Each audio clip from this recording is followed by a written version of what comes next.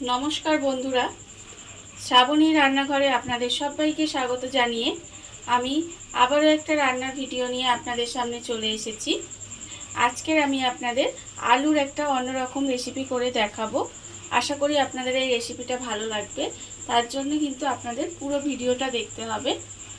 আর এটা কিন্তু আপনারা রুটি, লুচি, পরোটা যে কোনো কিছুর সাথেই খেতে পারেন, ভীষণ ভালো খেতে হয়।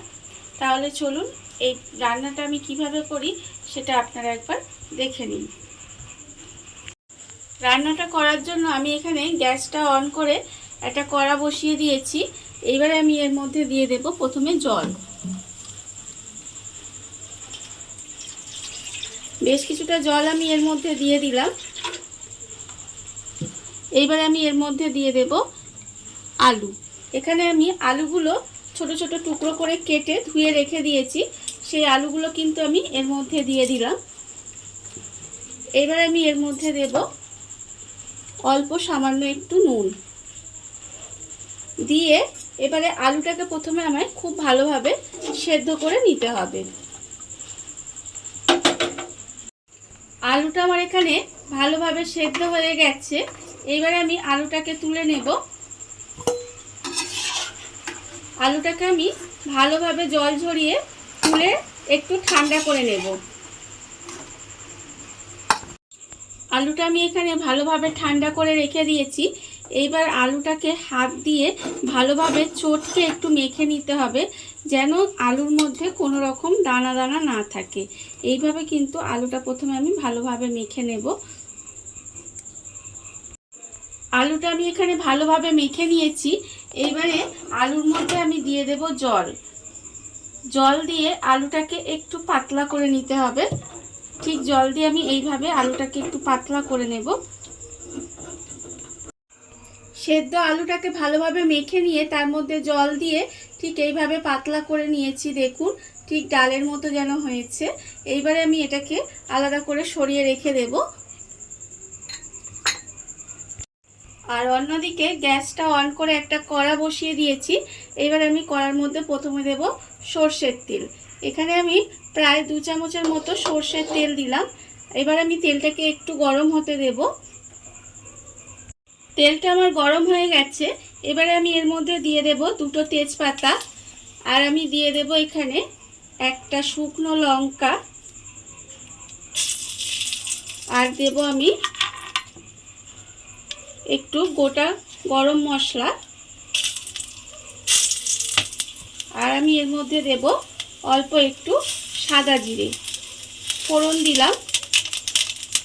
ফোড়ন দিয়ে ফোড়নটা একটু ভেজে নেব। মশলাটা আমি এখানে ভালোভাবে ভেজে নিয়েছি। আর অন্যদিকে আমি এখানে একটা মশলা বানিয়ে রেখেছি। এর মধ্যে আমার আছে 1/2 চামচ আদা বাটা, 1/2 চামচ হলুদ গুঁড়ো আর 1/2 চামচ লঙ্কা গুঁড়ো একসঙ্গে করে অল্প একটু জল দিয়ে গুলে একটা মশলা বানিয়ে রেখেছি। সেটা কিন্তু আমি এর মধ্যে দিয়ে দেব। দিয়ে এবারে খুব ভালোভাবে একটু মশলাটা কষিয়ে নিতে হবে। মশলাটা আমি ভালোভাবে এখানে কষিয়ে নিয়েছি। এবারে আমি এর মধ্যে দেব আন্দাজ মতো নুন।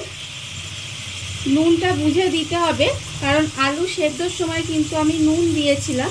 সেটা বুঝে আমি নুনটা দেব। আর আমি দেব স্বাদের জন্য অল্প সামান্য একটু চিনি দিয়ে আবারও কিন্তু খুব ভালোভাবে কষিয়ে নিতে হবে। সমস্ত কিছু এখানে খুব ভালোভাবে কষিয়ে নিয়েছি। এইবারে আমি এর মধ্যে দিয়ে দেব যে আলুটা আমি এখানে পাতলা করে রেখেছিলাম, আলু সেদ্ধটা, সেটা কিন্তু আমি এর মধ্যে দিয়ে দিলাম। দিয়ে এবার এটা খুব ভালোভাবে মিশিয়ে নেব। মিশিয়ে একটু রান্না হতে দেব। আলুটা দিয়ে আমি বেশ কিছুক্ষণ এইভাবে রান্না হতে দিয়েছিলাম। প্রায় 5 থেকে 7 মিনিট মতো এইভাবে রান্না করে নিয়েছি। রান্নাটা কিন্তু আমার প্রায় হয়েই এসেছে। নামানোর আগে আমি ওর মধ্যে দিয়ে দেব 1 চামচ মতো ঘি, আর আমি দেব এর মধ্যে অল্প সামান্য একটু গরম মশলার গুঁড়ো দিয়ে এবারে খুব ভালোভাবে মিশিয়ে নেব। মিশিয়ে গ্যাসটা অফ করে ঢাকা দিয়ে রেখে দিলেই কিন্তু আমার রান্নাটা রেডি হয়ে যাবে। দেখুন আপনারা বাড়িতে থাকা কত অল্প উপকরণ দিয়ে কত সুন্দর একটা আলুর রেসিপি তৈরি হয়ে গেছে। আপনারা দেখতেই পেলেন। আজকের এই রান্নাটা আপনাদের কেমন লাগলো সেটা কিন্তু জানাতে একেবারে ভুলবেন না। আজকের মতো এইটুকু। আপনারা সবাই ভালো থাকবেন, সুস্থ থাকবেন।